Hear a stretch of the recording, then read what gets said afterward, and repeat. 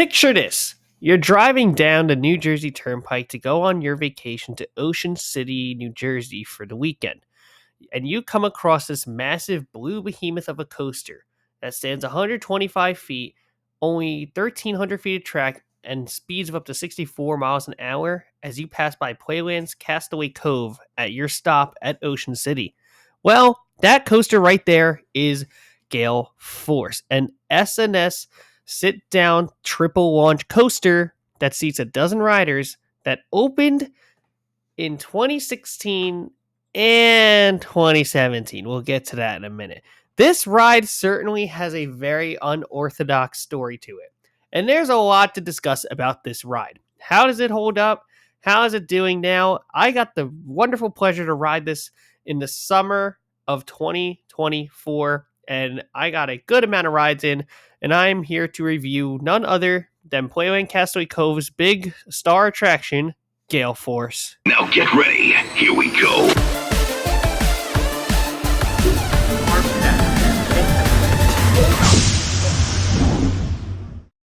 Originally announced to open in 2016, Gale Force's announcement really shook up the entire Jersey Shore for boardwalk parks. And man, they really took this to a whole nother dimension. Speaking of dimensions, this ride is 220 feet by 40 feet, and they fit this ride inside of the blueprint of another coaster that surrounds it called Wild Waves, a family coaster that's literal goal is to go around Gale Force, which I think is hysterical. But the fact that they were able to fit this coaster in on this tiny plot of land is very impressive to see.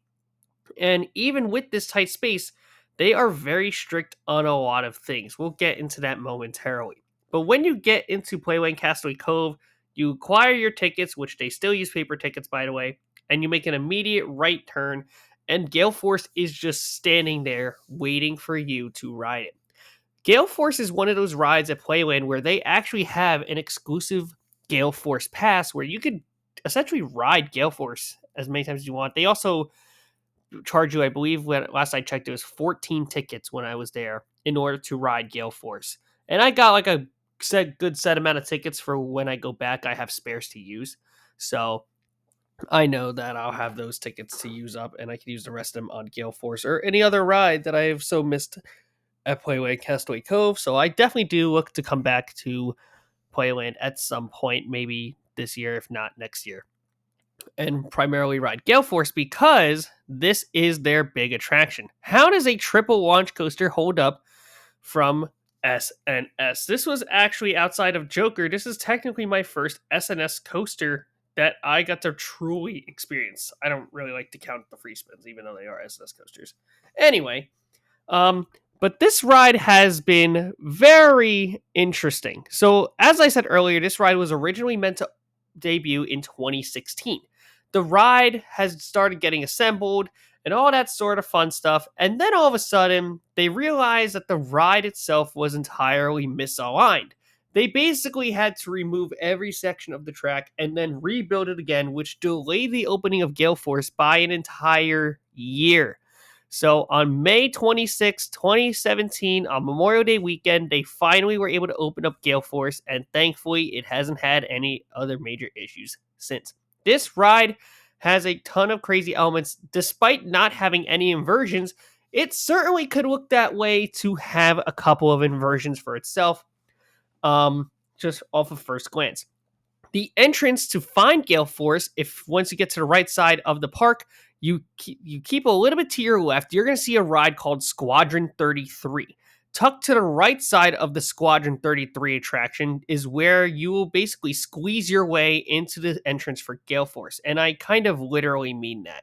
And I love Squadron 33, but why does the entrance have to literally be directly in a 5-foot gap to squeeze into just to get on Gale Force? So like, come on, you guys. Like, you couldn't give this thing any more of a grand entrance. But anyway, once you go through the entire queue space, you then make your way up where you are then put not only through a metal detector, but you are scanned by an operator for any metal things. Yes, you cannot have any single ounce of anything in your pocket.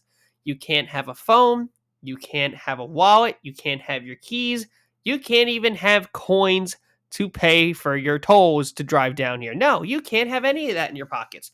You have to go on this ride with nothing.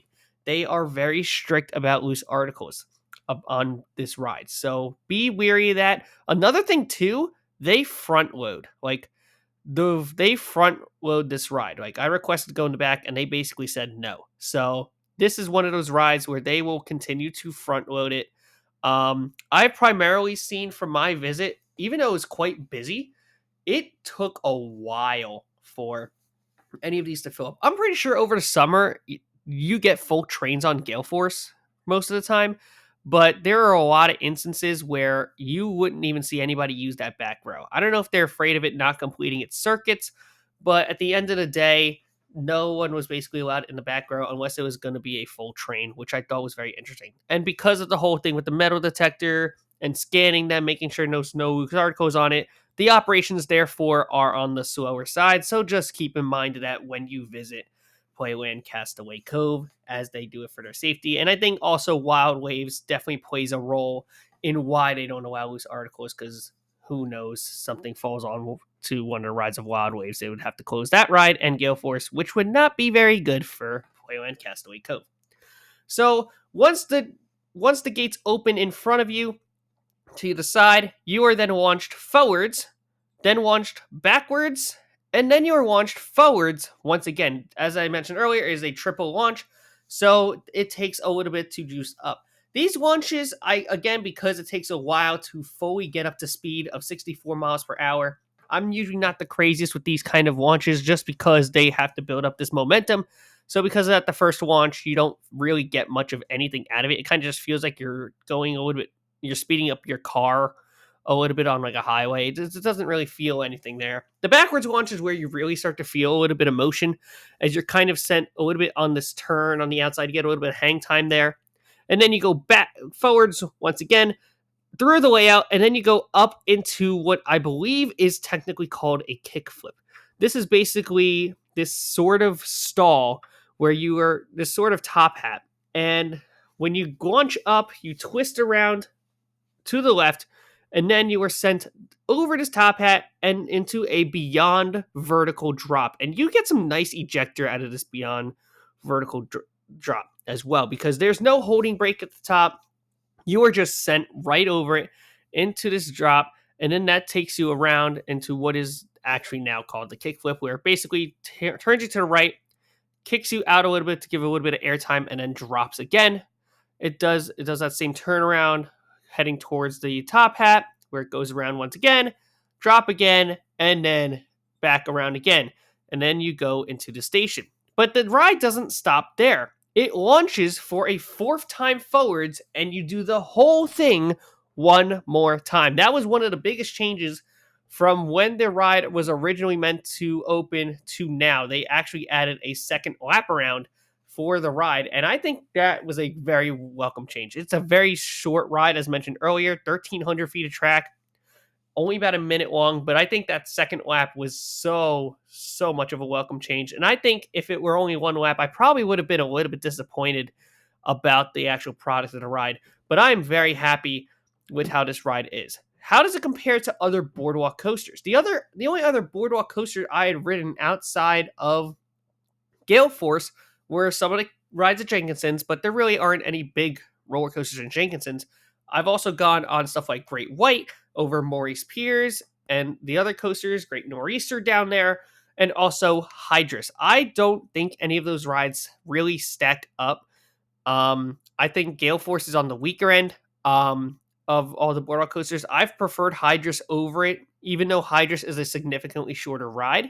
I think it's not only cheaper, but I also feel like you're getting more out of it, especially with the Eurofighter. There is a bit of a rattle on Gale Force. I love the Beyond Vertical Drop. It's the steeper Beyond Vertical Drop. It's a longer ride. I think Hydrus is just the better ride, in my opinion, and it does a lot more and packs more of a punch. Great White, I still think, is the best boardwalk coaster I've ever done, at least from the coasters that I have ridden in that aspect. So I'm going to say that I'd probably put Gale Force third, Hydra second, and then right now either Great Nor'easter and Great White are kind of up there tied a little bit. I do have to give Great Northeastern another chance because I've heard people say it's the best ride in Maury's right now. So I'll have to see how all that changes. But I think Gale Force is one of those rides I have to give another chance to. I liked the ride. Don't get me wrong. It's in my top 25 roller coasters from 2024.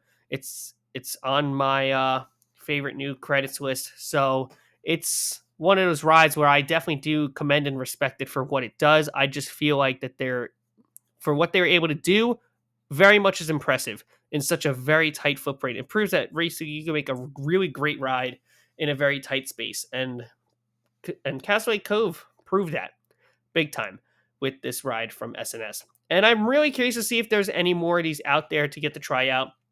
Again, the shakiness of it a little bit, tied with the fact that it's very strict with how the ride's operated and all these other stuff are kind of why I can't put it any higher than I'd like to. Again, it's still a very good ride, definitely deserving of being the standout coaster at Playland's Castaway Cove, and that is where I will put it for my ranking for today. That's going to do it for my review on Gale Force at Playland's Castaway Cove. Let me know what you guys think of this very unique roller coaster that is at the park. Leave a like, comment, subscribe. Always thank your ride operators. Have an amazing rest of your day, and I will see you all in the parks real soon. Goodbye. Here we go. Park 10. Head back. Park 10. Head back. Here we go.